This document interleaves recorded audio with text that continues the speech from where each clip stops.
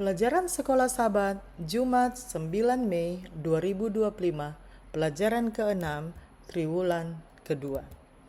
Pendalaman.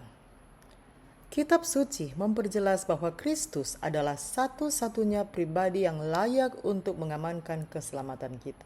Hidupnya adalah satu-satunya kehidupan manusia tanpa dosa, satu-satunya contoh kehidupan yang memberikan kepuasan sempurna bagi kemuliaan Bapa. Dia adalah anak domba Allah yang tak bercela, dan sekarang dia berdiri di depan umat manusia sebagai jaminan kekal kita. Pada saat yang sama dia menanggung kesalahan kita pada dirinya sendiri, memuaskan penghakiman yang merupakan tanggapan Tuhan terhadap kejahatan. Ketika Yohanes menyaksikan pemandangan luar biasa dari makhluk-makhluk surgawi berkumpul di sekitar tahta Tuhan, dia disuruh berhenti menangis karena singa dari suku Yehuda telah menang.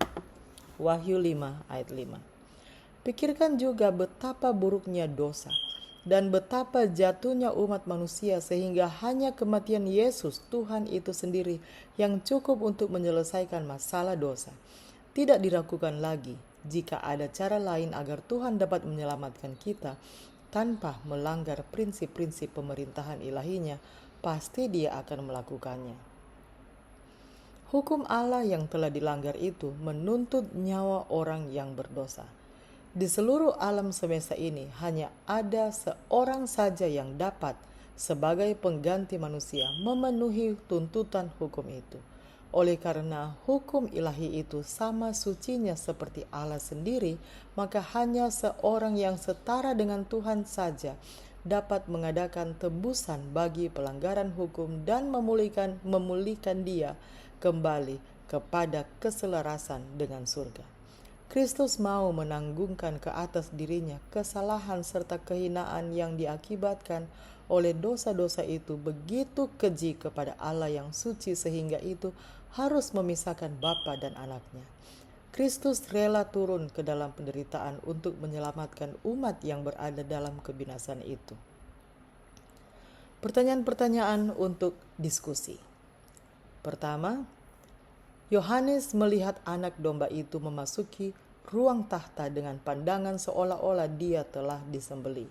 Wahyu 13 ayat 8 memberitahu kita bahwa Yesus telah disembelih sejak dunia dijadikan.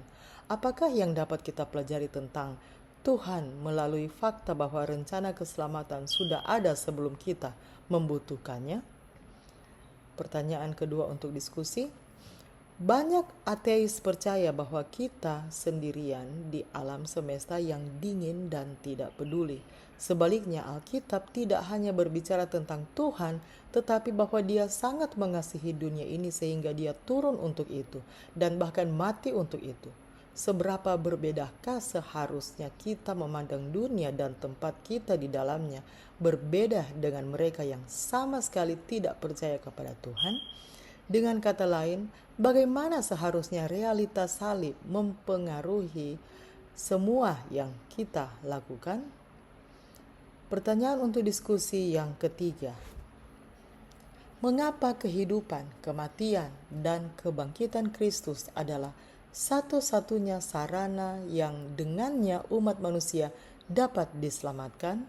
Sekali lagi, apakah yang dikatakan oleh harga seperti itu kepada kita tentang betapa buruknya dosa itu? Demikianlah bacaan pelajaran Sekolah Sahabat Jumat 9 Mei 2025. Sampai bertemu di bacaan pelajaran Sekolah Sahabat hari berikutnya. Tuhan memberkati.